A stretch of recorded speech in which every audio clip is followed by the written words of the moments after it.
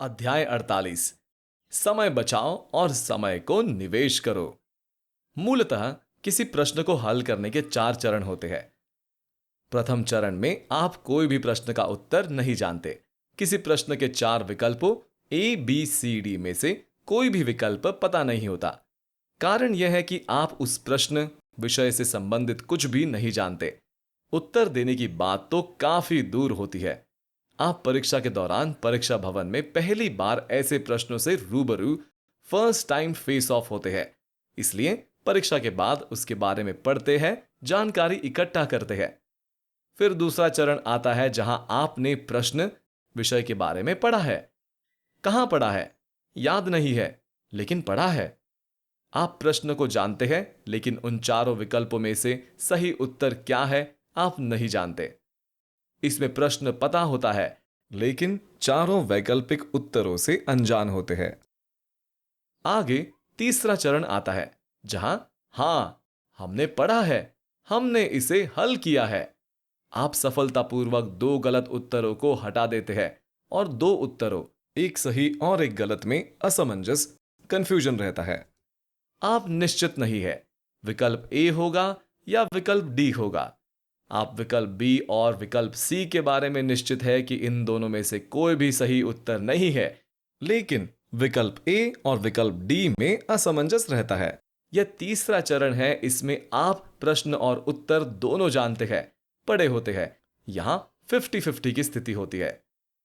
चौथा चरण ऐसा होता है, आप प्रश्न पढ़ते या सुनते ही आंख मूंदकर बोल उठते हैं, हां इसका उत्तर 100% निश्चय ही विकल्प ए होगा। यह उत्तर एकल उत्तर होता है। इसमें अगर मगर किंतु परंतु की कोई गुंजाइश नहीं होती। उत्तर 1 सेकंड के 1000वें हिस्से में निकल आता है। यह कैसे होता है? आप जितना 100% तैयारी TR² फॉर्मूला लागू करेंगे, आत्मसात करेंगे, आप जितना पढ़ाई का मोड, तैयारी का घेरा बनाएंगे, आप उतना ही पहले चरण से चौथे चरण में धीरे धीरे खिसकते जाएंगे। पहले चरण से दूसरे चरण में, दूसरे चरण से तीसरे चरण में, तीसरे चरण से चौथे चरण में। चौथा चरण ऐसा होगा जिसमें क्षणिक पल लगेगा, समय नहीं। ऐसे प्रश्न का जवाब एकदम कंठस्थ हो जाएगा। जैसे कोई पूछ ले कि भारत कब आजाद हुआ, उत्तर है 15 अगस्त सन 1947। अब इसमें कोई शंका ही नहीं है कि कोई भी दूसरा विकल्प उसे स्थानांतरित कर सके, या कोई भी दूसरा विकल्प देखने की हमें जरूरत पड़े, या उस पर तनिक भी विचार करना पड़े, या दूसरे विकल्पों पर नजर दौड़ानी पड़े, सोचना पड़े, सेकंड थॉट। बिना दूसरे विकल्पों को देखे भी आप सही उत्तर बता देते हैं। इस तरह से समय की जो बचत होती है, उसे आप दूसरे कठिन प्रश्नों पर निवेश करते हैं। यही बचा हुआ समय दूसरे कठिन प्रश्नों को हल करने में परीक्षा भवन में समय की राहत देता है। यही वह नियम है जो समय बचाओ और समय को निवेश करो के सिद्धांत को परिभाषित करता है।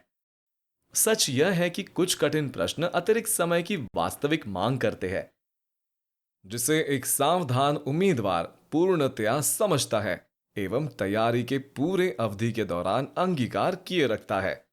जब सवाल आपकी रोजी रोटी का हो, तो आप अपने द्वारा पोषित जानकारी के एक सच्चे प्रस्ताव, अतिरिक्त समय की मांग को कैसे ठुकरा सकते हैं? यह बिल्कुल धन के बचत सिद्धांत जैसा ही है, जिसे पाई पाई की बचत करना कहते हैं। साथ ही TR² फॉर्मूला का एक प्रमुख उद्देश्य समय की बचत ही है। इससे आप प्रश्नों को हल करने के अभ्यस्त बन जाते हैं।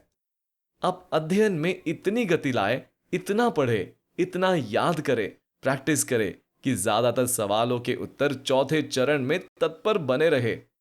आपको बहुतेरे प्रश्नों के उत्तरों को चौथे चरण में लाना ही होगा, क्योंकि पहले 3 चरणों में, जैसे पढ़ने में, समझने में, उनका हल सोचने में आपका कीमती समय बर्बाद चला जाता है।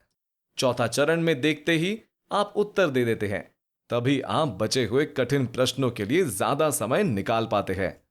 इस तरह आपको कठिन प्रश्नों के लिए ज्यादा सोचने, समझने, पढ़ने, मनन करने का समय मिलता है। अगर आप समय बचाओ और समय को निवेश करो को एक सिद्धांत की तरह अपने रोजमर्रा के अध्ययन में लगातार इस्तेमाल करें, तो परीक्षा भवन के अंतिम समय में हड़बड़ी, लास्ट मिनट रश करने से एवं हल होने योग्य प्रश्नों के छूट जाने जैसे अप्रिय घटना से साफ बच सकते हैं। 100 प्रश्नों में से 100 प्रश्नों का उत्तर सही सही दे सकते हैं और परीक्षा भवन से निकलते ही जैसे पूरी कायनात विजय भव जैसा आशीर्वाद दे रही हो महसूस कर सकते हैं।